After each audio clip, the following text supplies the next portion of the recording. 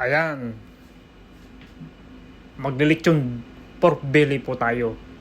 Pero bago po yung nilitsyon, marinate muna yan na magdamag. Nilagyan ng toyo, paminta, bawang, sibuyas, tanglad, at pampalasa. Yan po ay marinate muna ng magdamag bago po niluto.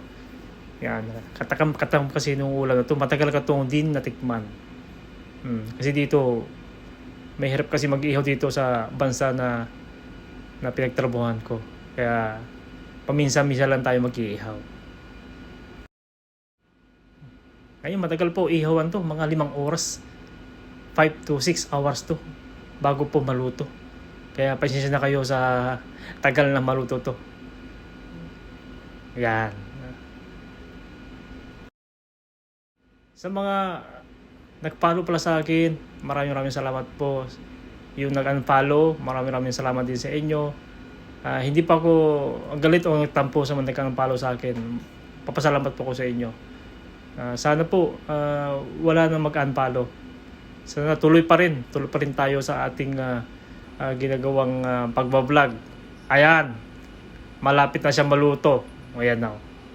Nagkumantika na siya, nag-brown na talaga. Naku, katakam-takam itong lechon belly na to. Inabot po ng gabi sa pagluluto nito. Ayan na, luto na po. Maraming salamat po sa inyong lahat. God bless all. Bye-bye.